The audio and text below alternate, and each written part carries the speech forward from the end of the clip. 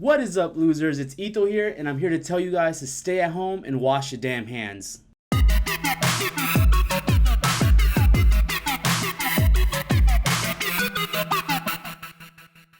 I'm sure I don't have to inform anyone that things around the world have been especially crazy as of late. Around where I live, all restaurants have been closed, public events have been canceled, and people have been getting laid off from their jobs both left and right. A lot of you guys might be in the middle of a public lockdown, and a good bit of you are probably just trying your best to practice social distancing. If that's the case, you're gonna have to distract yourself before you go crazy from cabin fever. That's why this week I'll be talking about a few video games all revolving around the theme of a post-apocalypse that might be able to help you get away from your own disasters. Starting off is a classic that everyone knows and loves, Resident Evil. Known in Japan as Biohazard, the Capcom-owned franchise is monumentally influential to the horror genre, is credited for the reintroduction of zombies into mainstream culture, and is the first game to be coined a survival horror. Now, with how extensive the reach this franchise has, I'd be really surprised to find out that any of you guys haven't heard of it before. If you include the numerous spin-offs, the number of games reaches well into the double digits. On top of that, who could forget the 6 movie installments that stretch from 2002 to 2016? Honestly, if you decide to give the movies a shot, please know that they're far from faithful from the storyline of the games. Though with that disclaimer out of the way, I do also have to admit that the games are known for their convoluted plots and over-the-top moments. I don't want to give any spoilers away for anyone that actually hasn't played the game, but the general storyline follows an ensemble cast of characters working against or just surviving the spread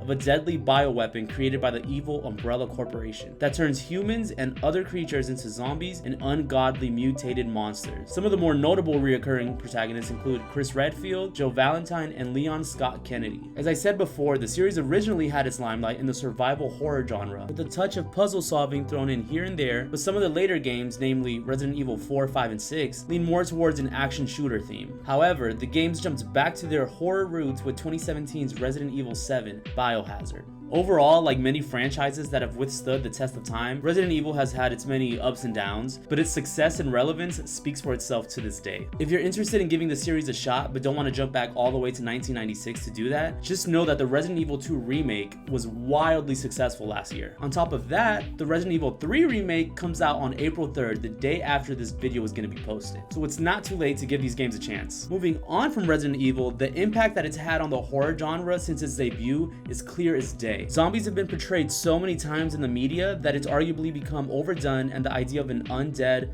moaning, sluggish enemy has become a corny, outdated concept. This is why The Last of Us became somewhat of a phenomenon in the gaming world when it came out. Released in 2013 by Naughty Dog, the same developers that brought us the Uncharted series, Crash Bandicoot, and Jak and Daxter. The action-adventure game was like a breath of fresh air to both horror fans and gamers in general. It's an emotionally story-driven game that follows Joel, a smuggler attempting to escort a teenage girl named Ellie to a group of rebel militia stationed in Massachusetts that call themselves the Fireflies. The whole thing takes place in a post-apocalyptic United States 20 years after the outbreak of the cordyceps brain infection, a fungal infection that seems to drastically change human behavior and turn them aggressive and rabid. In this decimated future, the country is divided into heavily policed quarantine zones. Everything outside of these zones is riddled with infected and other dangerous pockets of survivors willing to do anything to make it another day. The gameplay utilizes all kinds of long and close range weaponry and traps that you can collect and upgrade as you go, but the option of whether or not to initiate a fight or stealth your way around obstacles is left for you to decide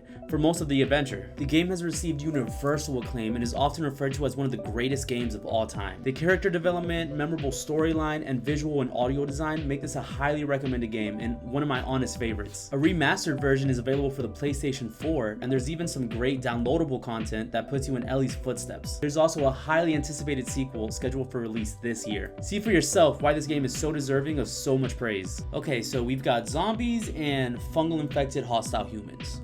But what's an apocalypse without a little bit of machine takeover? Horizon Zero Dawn. Just like The Last of Us, this game is known for its amazing characterization and amazing storytelling, but there's so much more to it than that. The game's setting is a 31st century Earth that's been stripped of nearly all human life.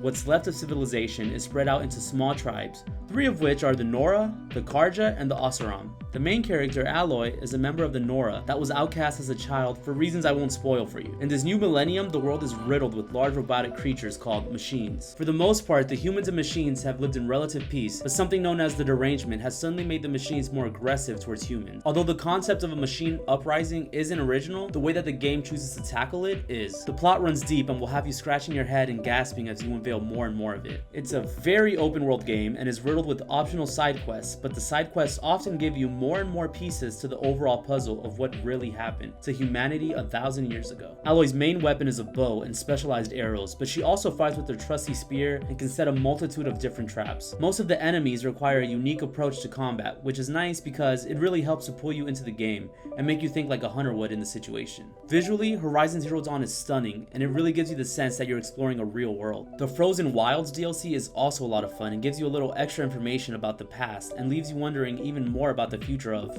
the future. Although the sequel hasn't been officially announced, the game has sold more than 10 million copies and is one of the best-selling PS4 games ever, so a sequel is pretty much all but confirmed, and I, for one, am stoked for it. So Resident Evil, The Last of Us, Horizon Zero Dawn, all amazing games with their own lengthy plots and memorable characters. Aside from the concept of a worn down human civilization, what they all share is their depth. I love depth, who doesn't love depth? But sometimes I just want a video game that I can just jump into. Sometimes I don't want to think too much about it, you know? Give me button mashing and ridiculous plots and plot holes I can sink my whole body into. Some of us want a true escape from the crazy going on around us, and the best way to do that is with a laugh. What's funnier than fighting gargantuan ants and frogs with shotguns? If you haven't figured it out yet, the game that I'm talking about is Earth Defense Force. I absolutely refuse to go into this one because honestly, with Earth Defense Force, what you see is what you get. This game is 100% not on the same level as any of the other ones that I talked about in this video, but I'm still gonna recommend it because it's so ridiculous that it's genius? Okay, maybe not genius, but seriously, this game is loads of fun and it's a great distraction. And it's also a really fun couch co-op, so if you're in quarantine with anyone else, make sure to drag them into this with you. Other than that, I've got nothing more for you guys this week. We're all going a little stir crazy right now, so I'm hoping some of you guys will consider visiting or revisiting some of these video games as a solution. Have you guys played any of these games before? Please tell me if any of you guys have played Earth Defense Force because I really want to have a conversation with you in the comments about how stupid it is. So, this is the part of the video where I ask you guys to give it a like, please comment, and consider giving us a subscribe if you're interested in more content like this. Remember, stay safe, stay inside, and stay sane, losers.